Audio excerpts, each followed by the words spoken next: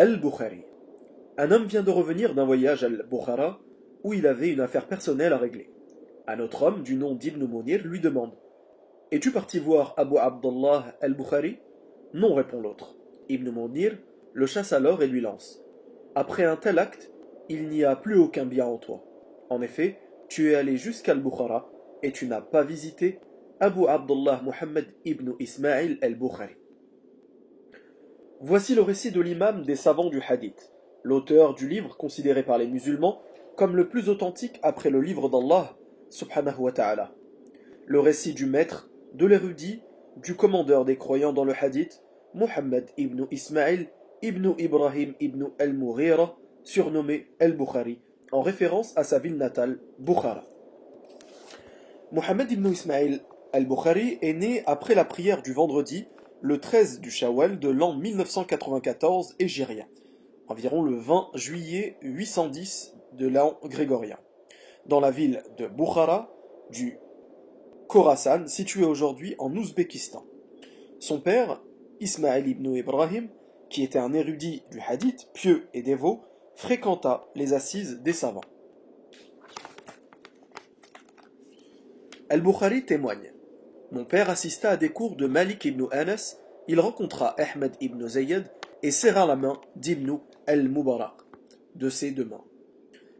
Quant à sa mère, elle était une fervente adoratrice, une femme courageuse qui dut se charger de son enfant à la mort de son époux. Elle fut encore éprouvée lorsque Mohammed ibn Ismail al-Bukhari, très jeune encore, perdit la vue. Ainsi, Mohammed ibn Ahmed ibn al-Fadl al-Bakri rapporte avoir entendu son père dire: Mohammed ibn Ismail perdit la vue au cours de son enfance. Sa mère vit dans un rêve Ibrahim alayhi salam, l'ami intime d'Allah subhanahu wa ta'ala, lui dire: Ô toi, certes Allah a rendu la vue à ton fils, suite à tes nombreux pleurs ou tes nombreuses invocations. Et en effet, le lendemain matin, Allah subhanahu wa ta'ala rendait la vue à son garçonnet. Enfant, il étudia à l'école coranique et à l'âge de 5 ans environ. Il se sentit attiré par la science du hadith, mais ce fut vers sa 10e année que le jeune Mohammed ibn Ismail se consacra entièrement à ce noble savoir dans les assemblées d'El-Dakhili, entre autres. Très jeune, il se distingua lors de l'une de ses assises. Le shir nous rapporte cet épisode de son enfance. Un jour, lors de sa lecture d'El-Dakhili, dit Soufiane, d'après Abu az-Zubayr, d'après Ibrahim, je lui dis: Certes, Abu Zubayr n'a pas rapporté de hadith d'Ibrahim. Il me gronda alors, je répliquai: Retourne consulter le livre original. Il partit vérifier, puis revint et me demanda: Comment est-ce en ce cas, jeune homme? Je répondis: C'est Az-Zubayr ibn Adi, d'après Ibrahim. Il prit alors mon qalam et corrigea son livre en disant: Tu as dit vrai. On demanda à Al-Bukhari: Et quel âge avais-tu à l'époque des faits? Il répondit: J'avais alors 11 ans. Arrivé à 16 ans, j'avais appris les livres d'Ibn Mubarak, de Waki, et je connaissais les avis des jurisconsuls. Puis je voyageai avec ma mère et mon frère Ahmed à la Mecque. Après avoir accompli mon pèlerinage, mon frère s'en retourna avec notre mère. Quant à moi, je restai là-bas afin d'étudier la science du hadith. Très tôt, et comme le firent ses illustres prédécesseurs, Al-Bukhari arpenta les routes du califat en quête de science. Il dit à ce sujet: J'ai rencontré plus de 1000 hommes, des gens du Hijaz, d'Irak, du Chem, d'Égypte. Je les ai rencontrés plus d'une fois. Les gens du Chem, d'Égypte et de la péninsule arabique, 2 fois. Les gens de Bassora 4 fois, les gens du Hijaz 6 années. Je ne compte plus combien de fois je me suis rendu à Koufa et à Bagdad en compagnie des savants du hadith du Khorasan. Le garçon qui participait à ces assemblées à travers le monde musulman, bien que de nature discrète et parfaitement éduqué, n'était pas de ceux que l'on oublie avec le temps. De la même manière que le soleil finit toujours par percer les nuages, son extraordinaire capacité de mémorisation et sa grande intelligence finissaient toujours par éclater au grand jour. Ainsi, son scribe rapporte avoir entendu Hashid ibn Ismail et un autre dire: Abu Abdullah al-Bukhari fréquentait assidûment avec nous les assises des savants de Bassora, alors qu'il n'était encore qu'un jeune homme. Il n'écrivait rien cependant. Quelques jours plus tard, nous lui dîmes: Tu fréquentes les mêmes assemblées de sciences que nous, mais nous ne te voyons pas écrire. Que fais-tu donc? Il répondit: Vous m'en demandez trop et insistez beaucoup. Apportez-moi ce que vous avez écrit. Nous sortîmes alors tout ce que nous avions. Il y avait là plus de 5000 hadiths, Il les récita tous par cœur à tel point que nous nous mîmes à corriger nos livres en nous fondant sur sa mémoire. Puis il dit: Vous pensiez que j'assistais au cours en pure perte et que je gaspillais mon temps? Nous sûmes alors que personne n'était à son niveau. Encore un berbe, ayant à peine 17 ans, Al-Bukhari était poursuivi dans les rues de Bassora par des spécialistes en quête de hadith. Harcelé de questions, forcé à s'asseoir en pleine rue pour leur répondre, il voyait apparaître des milliers de gens qui s'agglutinaient autour de lui.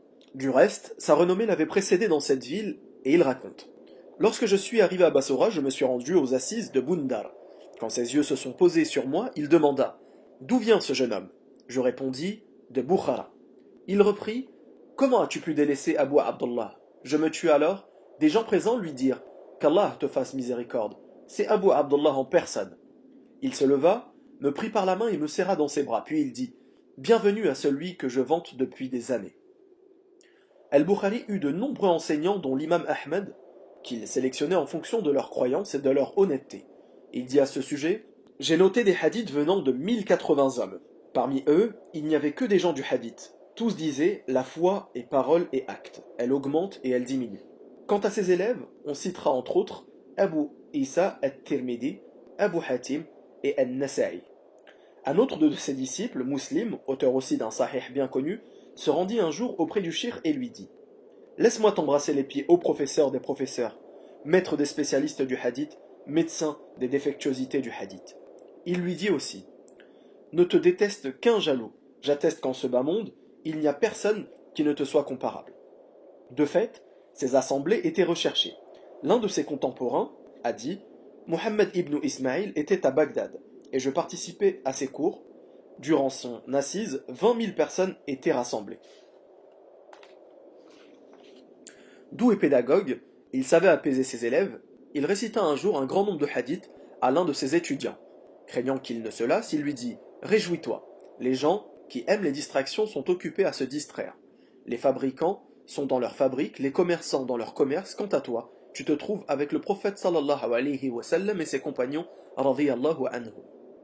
Cet homme, qui, tout le long de sa vie, collecta des hadiths authentiques, faisait preuve d'une grande piété, une crainte d'Allah azza wa jal, que l'on retrouve dans son ouvrage phare, Al-Jami' al-Sahih al-Musnad, qu'il réalisa en 16 ans. Près de 600 000 hadiths furent minutieusement scrutés, leur chaîne de transmission passée au crible pour ne conserver que 7 377 hadiths authentiques, qui composeront l'ouvrage le plus véridique après le livre d'Allah azza wa jal. Ainsi, Al-Bukhari a dit: J'ai compilé cette œuvre sur une période de 16 ans. J'en ai fait un argument entre moi et Allah azza wa jal.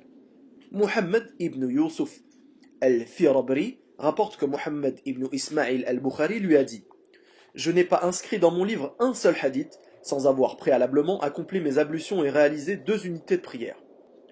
Al-Dhahabi a dit: Lorsqu'il écrivait son livre, il accomplissait 2 unités de prière avant de nommer un chapitre.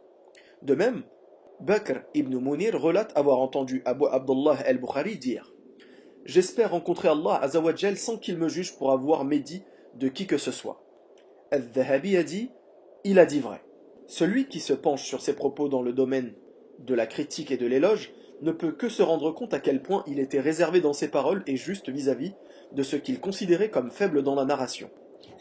Les choses les plus dures qu'il ait dites à ce sujet sont: son discours est répréhensible, ils se sont tus à son sujet, il est douteux. Il n'a dit que très rarement un tel est un menteur ou il forgeait des hadiths.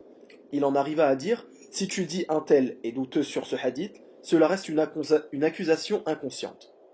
C'est le sens de sa parole: j'espère rencontrer Allah azawajal sans qu'il ne me juge pour avoir médit de qui que ce soit. C'est le summum de l'abstinence. De même, Al-Hussein ibn Muhammad al-Samarqani a dit: Muhammad ibn Ismaïl avait 3 qualités spécifiques. En plus de ces qualités louables, il parlait peu, il ne convoitait pas les biens des autres et ne s'occupait pas des affaires des gens. Toute sa personne était concentrée sur la science. Soulignons aussi cet épisode qui nous montre l'importance qu'il accordait à sa réputation. Non pas qu'il craignait les diffamations du fait des blessures qu'elles peuvent infliger à notre orgueil, mais il était conscient que l'écriture d'un livre aussi authentique impliquait qu'il soit au-dessus de tout soupçon et que jamais ne soit portée sur lui une accusation d'un noble ou d'une crapule. Aussi, Al-Ajluni rapporte qu'une fois Al-Bukhari lors de l'un de ses voyages dédiés à sa recherche de la science, embarqua sur un navire. Il avait en sa possession 1000 dinars. Un homme de l'équipage vint le voir et lui fit croire qu'il l'appréciait. Al-Bukhari discuta donc avec lui jusqu'à l'informer qu'il avait de l'argent, dévoilant le montant de ce qu'il possédait. Un jour, l'homme se leva, se mit à crier et à se mettre des coups. Lorsqu'on l'interrogea sur la raison d'un tel comportement, il prétendit avoir perdu son argent, et que la somme perdue était de 1000 dinars. Les gens commencèrent à fouiller les passagers à bord, les uns après les autres. Al-Bukhari alors jeta son argent à la mer, avant que son tour n'arrive. Ainsi, lorsqu'ils le fouillèrent, ils ne purent rien trouver. Ils blâmèrent alors l'homme en question. En descendant du navire, l'homme lui demanda: Comment as-tu pu jeter une telle somme à la mer? Al-Bukhari rétorqua: Ô ignorant, ne sais-tu pas que j'ai passé toute ma vie à collecter des hadiths du messager d'Allah, sallallahu alayhi wa sallam? En outre, je suis quelqu'un de connu comme étant digne de confiance. Pensais-tu un instant que je m'exposerais à une accusation de vol et perdre ainsi pour quelques dinars ma réputation d'homme véridique et honnête? Il est dit que Mohammed ibn Ismaïl al-Bukhari arriva à Khartank, village à 2 lieues de Samarcande, où il avait des proches chez qui il séjourna. Une nuit après sa prière, on l'entendit invoquer son Seigneur. Ô Allah, la terre me paraît bien étroite malgré son étendue. Rappelle-moi à toi. Un mois à peine s'écoula avant qu'il ne meure. Al-Bukhari mourut au cours de la nuit de l'Aïd al-Fitr. Il fut enterré le lendemain, après la prière du Dhuhr, c'était l'an 256 hégirien, 1er septembre 870 grégorien. Il vécut 62 ans, à 13 jours près, qu'Allah lui fasse miséricorde. Lorsqu'il fut mis en terre, une odeur très agréable se dégagea de sa tombe, meilleure que celle du musc. Ceci dura plusieurs jours. Barakallahu fikum, assalamu alaikum wa rahmatullah.